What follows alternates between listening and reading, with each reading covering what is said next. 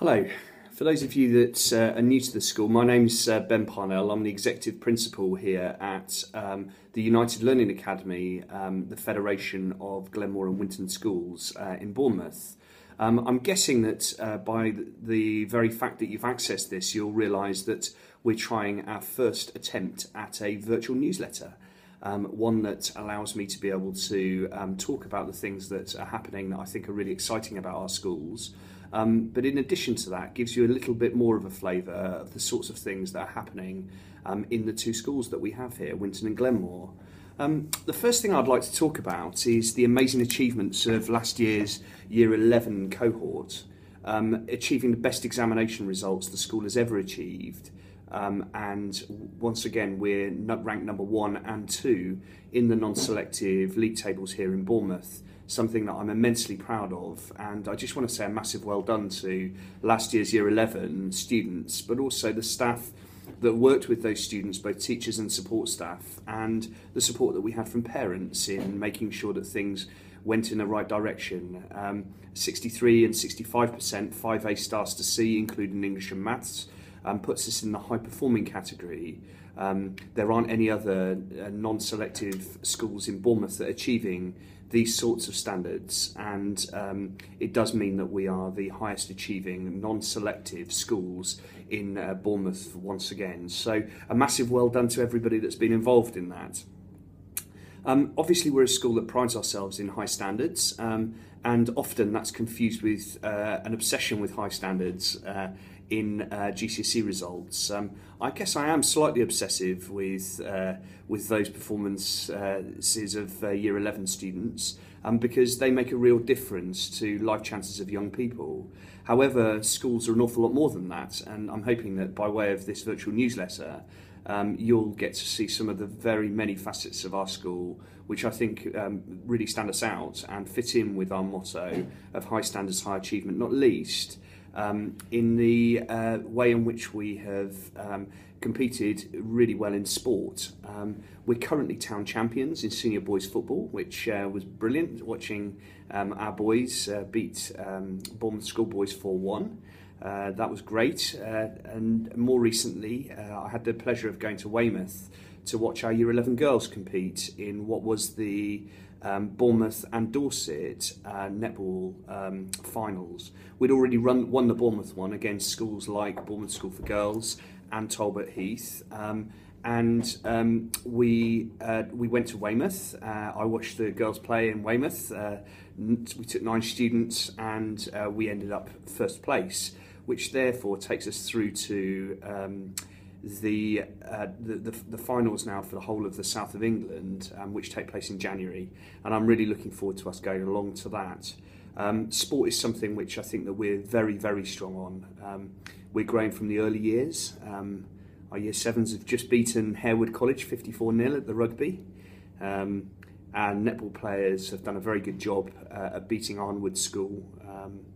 And I think that that sport is something that is going from strength to strength, and that's not just the sports such as rugby and football, netball, but also some of the lesser known sports. We currently have a very good cycling academy, a thriving cycling academy in the school. Our young people run the indoor athletics programme for the primary schools. And in addition to that, we also have a rowing club. Our indoor rowers were nationally ranked this year at the indoor rowing finals. We're in the process of bidding for our own rowing boat so that we can get our rowing club out on the water as soon as we possibly can, and I'll update you more about that in our next newsletter. I want to talk also about the achievements of the arts across the schools, which I think have been it's been a really exciting development for us.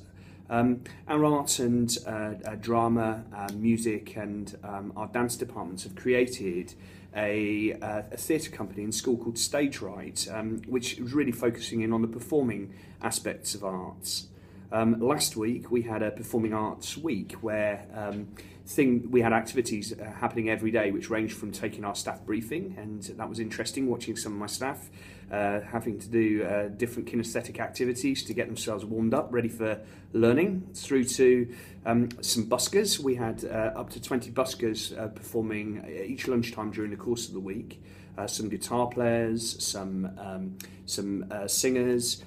We had some actors as well, and they were really showcasing some of their talents, which I thought was very, very impressive. This was then followed up by a number of performances which took place in the main halls in both schools. We had live piano music, but we also had some live theatre, and we watched a very harrowing performance of a school shooting inspired piece, which I think really touched the hearts of many of the audience, both the adults in the audience, but also many of the up to 400 children that got to see the fantastic performance. So I'm really impressed by the way in which we're developing our arts alongside our sport, alongside what has now become an established reputation for outstanding academic performance. I guess the final strand of the wider curriculum that we're really investing in is our international dimension. We've got a new head of department here called Peggy Schmidt, and I'm certain that she'll have included something on this virtual newsletter. But she has started with a bit of a bang with a new team of modern foreign languages teachers. We had an absolutely fantastic International Day of Languages, and the international dimension is something which is really taking off. We've currently got 2 teachers in China at the moment establishing the appropriate links that are going to allow us to have a student exchange between the schools here in Bournemouth and 2 schools in Zibo, which is about 4 hours outside Beijing in China. Again, I guess that a lot of people, when they look for exchange programs, look within Europe, French exchanges and German exchanges and Spanish exchanges. And we have all of these, but our aspirations are extremely high for everybody involved with the school. And if we're going to set our standards at the highest area and our achievement at the highest area, then I feel that it's absolutely appropriate that our aspirations for the international dimension are also exceedingly high. And therefore, we've set our sights on China. We've secured £4,000 of external funding to fund the teaching exchange, and we're now in the process of setting up the student exchange, so that we're hoping to have 12 students exchanging with Chinese students within the next 18 months. So watch this space, and Rachel Hesketh, my assistant head, leads on that area. We're really delighted with the way in which that's working. The final thing I'm going to talk to you today about is the co-location, which of course happened during the summer, and just to reinforce the fact that we're not going to a situation whereby we have mixed classes, that we're maintaining the integrity of single-sex teaching, as we always have done, and as many of you as parents have opted into our school because we teach in single-sex classes. But we have used the facilities in both schools to our advantage. So, for example, all of the maths learning takes place on one floor in one of the 2 buildings at the present time, and all of the English in the other. All of our design and technology is currently housed in one building, and all of our modern foreign languages and history in the other. Because we have 3 periods a day, it does mean that there are 3 points of circulation which are mixed, with boys and girls mixing with each other at break and lunchtime, much more akin to what happens when students leave school. And I think it better prepares young people for the type of environment that they're going to work in, without compromising some of the real benefits that you get out of single-sex classes that I think both schools have really benefited from up until this stage. So, I mean, we're very early days in terms of being able to review the successes of that work. But to say that I'm impressed by the way in which the students and the staff have adapted to the one campus situation that we have now here on site is an understatement. I think it's been truly impressive, and I strongly believe that we've got the best of both worlds: single-sex teaching in classes and a co-ed environment that allows boys and girls to be able to mingle and replicate what happens in real life, that better prepares young people for the type of environment that they're going to have when they leave school. So co-location's been interesting, and if you don't believe me, then really I'd like to open up an invite for you to come in and see us in action.